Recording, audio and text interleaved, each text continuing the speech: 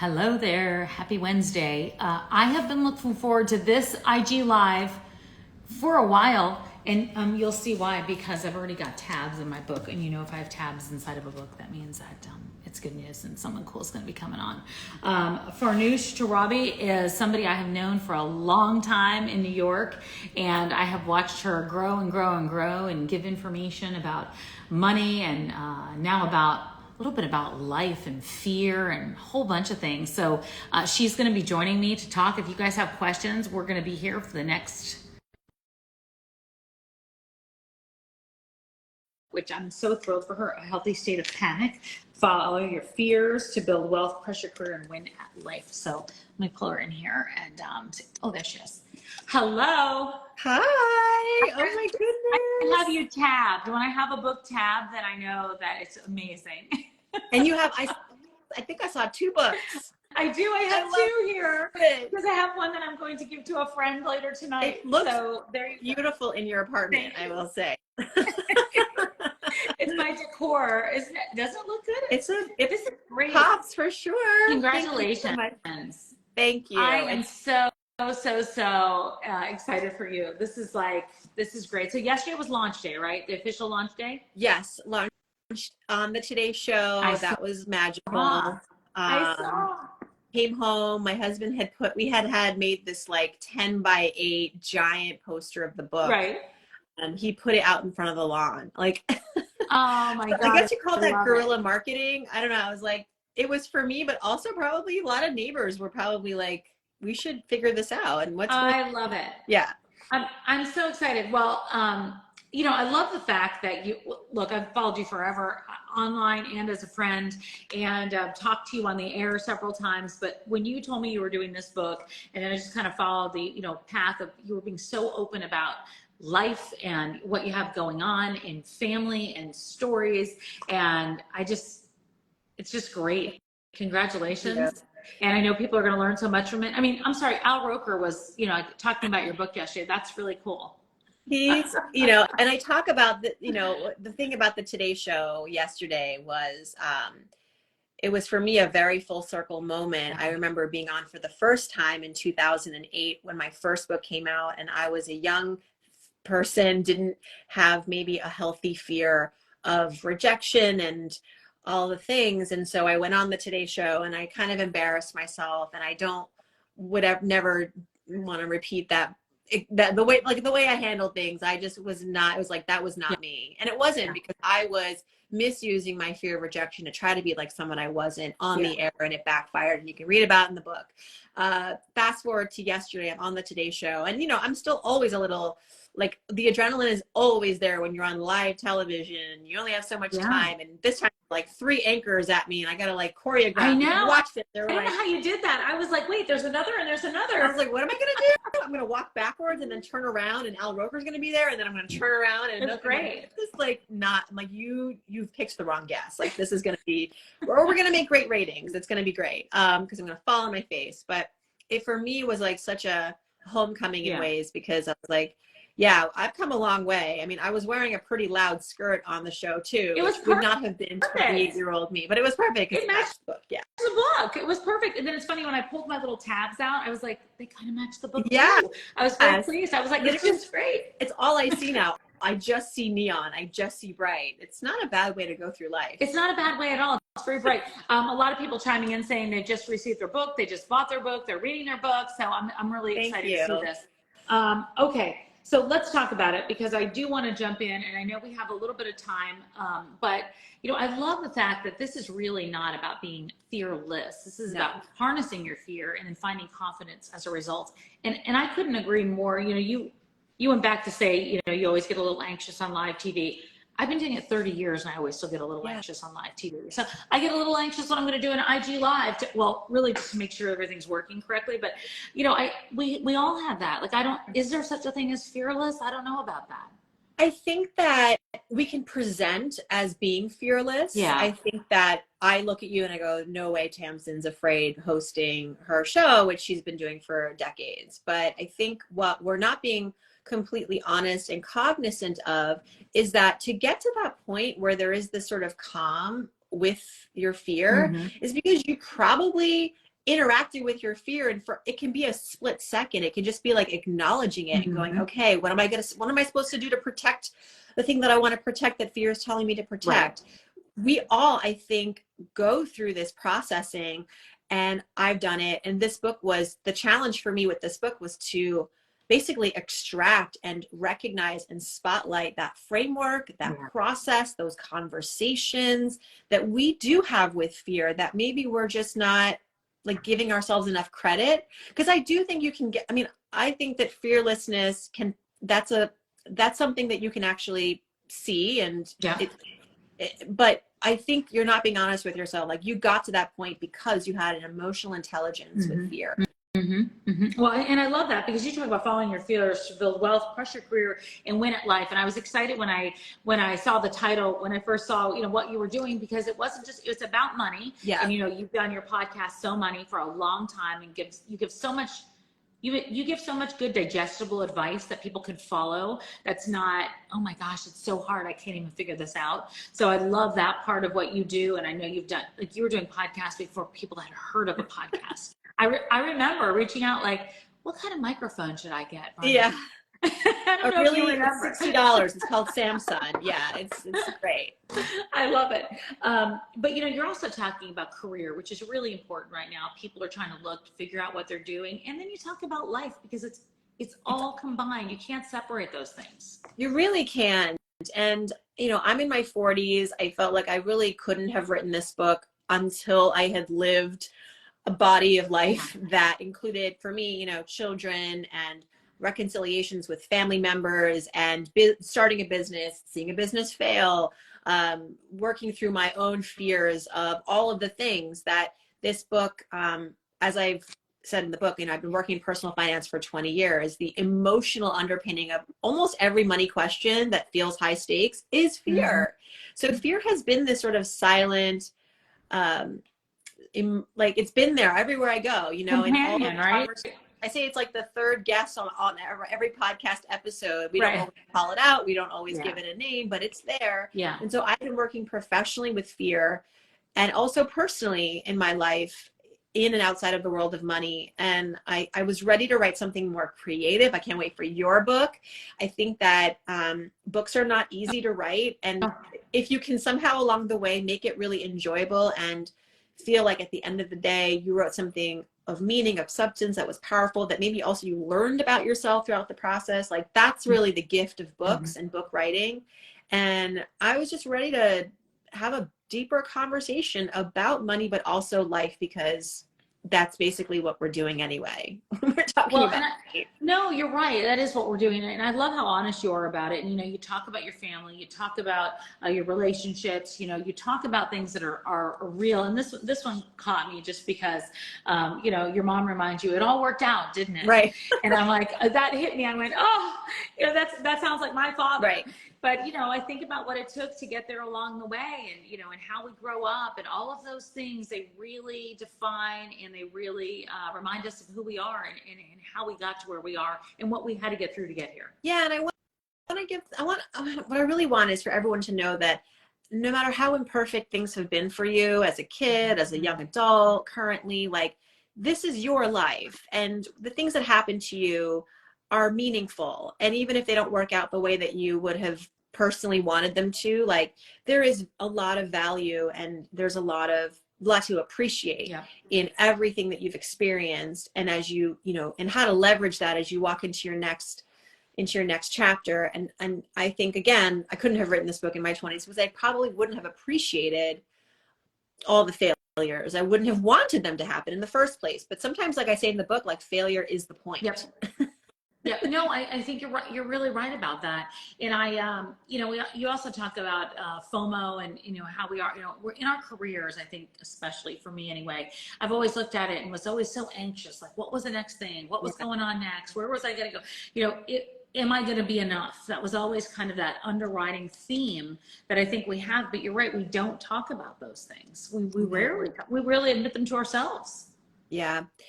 I wanted to talk about FOMO in the book. I picked 9 different fears that I think are universal, that I also had a lot of stories to shape these chapters with. Personal stories. What's that? personal stories. And no, yeah. Were those hard to, you know, I've interviewed a lot of different writers and said, like, sometimes it's hard to get those out.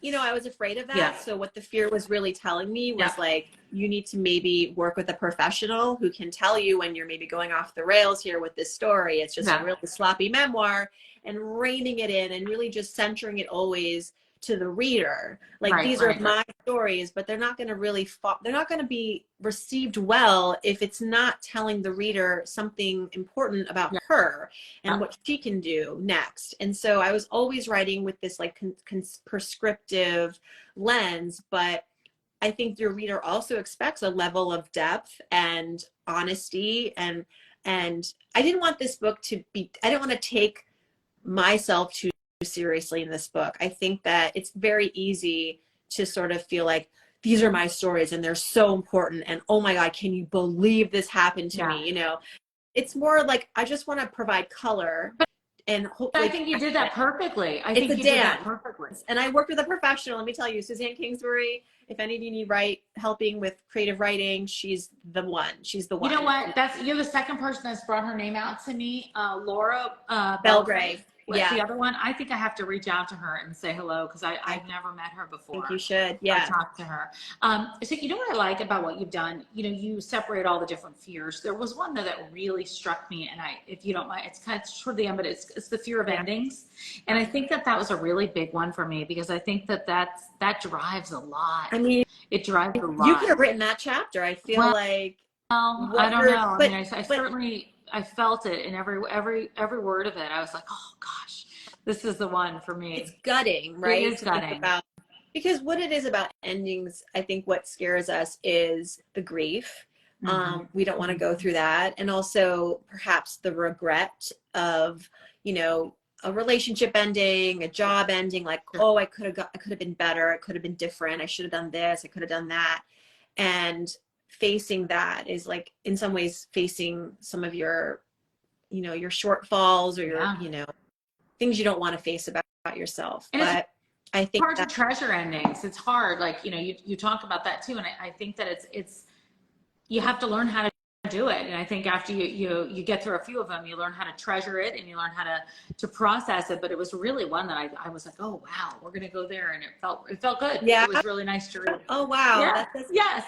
That is like the best compliment, because again, that was a heavier chapter and probably, I mean, it was a heavier chapter, but it was a relatable chapter. Yeah. Something that you, it was just there's a lot of endings, right? I talk about the ending of a friendship. I talk about the ending of a really great career opportunity that I was hoping was going to become like the thing that I would hang my hat on. And it was just like a one-hit non-wonder, as I described it. But what I've learned, and it's been something that you kind of have to be cognizant of this. It's not something that might be instinctive to us, but like, that's why I wrote the book, because these things aren't necessarily instinctive. Someone has to tell you, like, you can do better. You are capable. This is a tool. Fear can be a friend.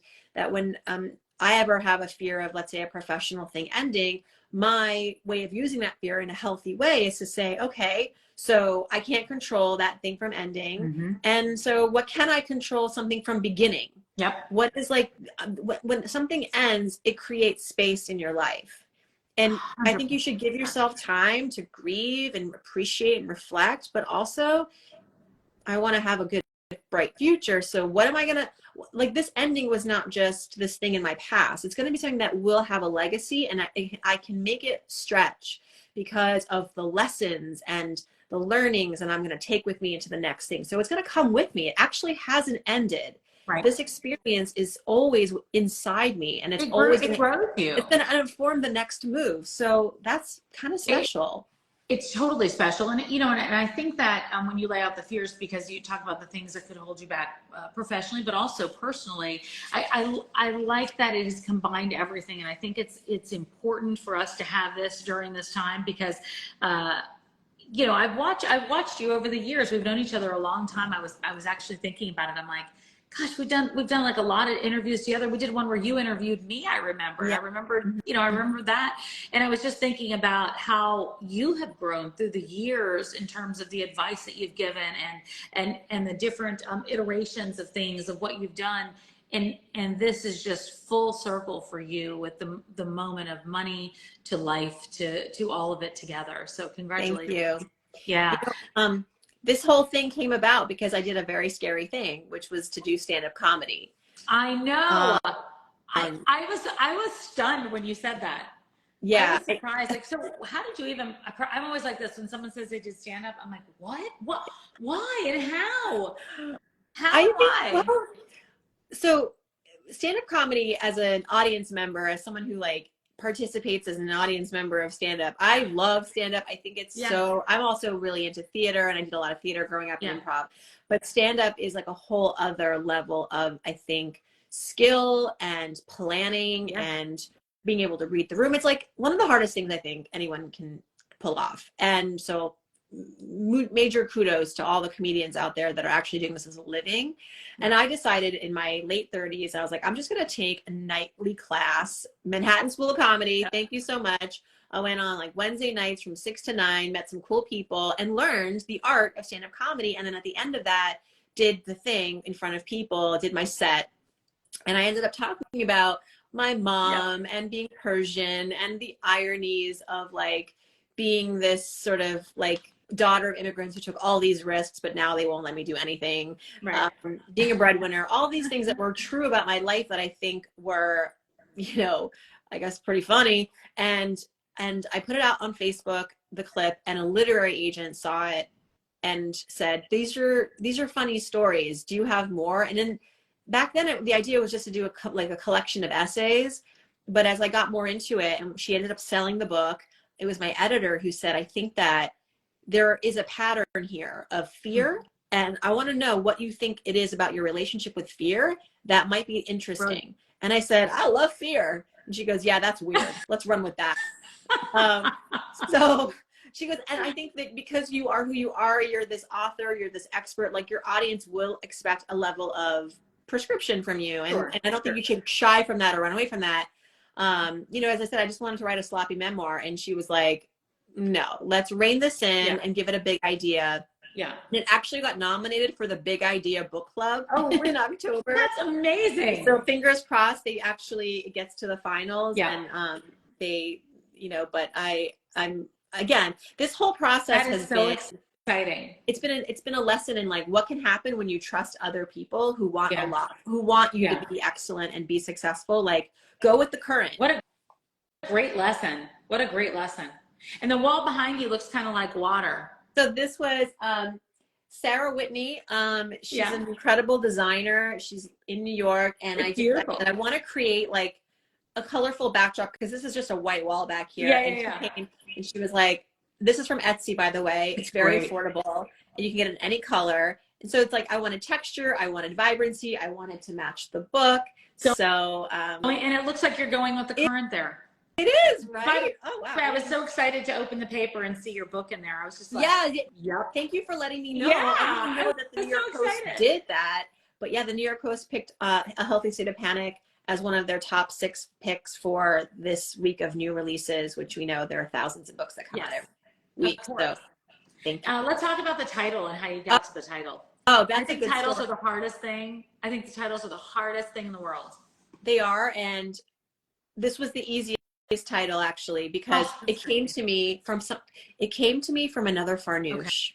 There are not many of us in the world. Even within the Persian community, there's like, I get it. I don't have many Tamsens to talk to. Right. I mean, my daughter's name is Colette, which is also a little unique, but whenever we see a Colette sign or in Williamsburg Colette Cafe, I'm like, stop, take a picture. And she's like, Mom, what are you doing? I'm like, you don't even know. Like, I'm a Farnoosh. Like, there was never special. There was not even an F. Right. Like, the initial was not even on a mug. So on a mug. I meet a Farnoosh. I'm, in my adult life, and we met on Facebook. We ended up meeting in real life for coffee. She's wonderful. I had her on my podcast, and I said to her, she's a daughter of Iranian immigrants, kind of a similar backstory. And I said, how would you describe your the way that your parents raised you. And she said it was kind of like a healthy state of fear, I think she said. And I was like, oh, that's like definitely my memoir. And I said, I have the recording where she gave me the rights to that name. She was like, I said, can I borrow that for a book one day? And she said, sure. And then it morphed into a healthy state of panic. But I just love the juxtaposition of healthy and panic. Yep. I think another book that I really love is called The Power of Regret by, oh gosh, I can't remember. He's Dan Pink. Okay. Wrote Power of Regret. I think when you can juxtapose these two words that like it's not the expected, but that's the point. Like I want you to rethink and rebrand this feeling of fear or panic, which is a close cousin of fear, to say, oh, like you can be afraid and fulfilled. You can be smart and scared. You can be panicky, but also, you know, what's another good P word? Like panic. And I don't know. Anxious. We'll think of it when we're off. I'm Audience, sure. help us out. Yeah, a comment. I'm thrilled. I'd love to read this. I got the original, the advanced copy I have here. So I'm actually I marked this up, as you know, but I'm going to give this one to my sister-in-law and this to another friend, and then I still have this one here. Oh my gosh! I have Farnoosh everywhere. I love it. I'm really proud of you. I'm just so proud of you, and I know that you're doing the podcast still, and you've done that for a long time, and you're constantly giving just advice that makes sense, and you make things a little bit easier for people, and you've made money easier for a long time, and now I think you're making fear a little bit easier, and that's a big deal. That's not an easy pull. Thank you. Well, I admire you so much, Tamsen. I really appreciate you giving me the space and inviting me and being such a champion for my work and a good friend all of these years. Y'all are in the right place. You're following Tamsen, like stick with Tamsen. Well, back at you.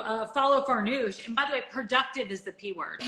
Monica just gave us productive. Thank you, Monica. Thank you. Right on. That's the next book.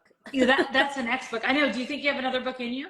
Someone gave me a really good idea of doing a children's book that is about fear and how to, you know, because I have 2 small kids and I feel like they're always afraid and anxious. And we're always talking about like, okay, how can we make the most of this moment? How can we learn from this? How can we understand what our fears are telling us about ourselves and what we want to honor and protect? And then going and doing that thing with those. With that absolutely great idea. Yeah. That's great.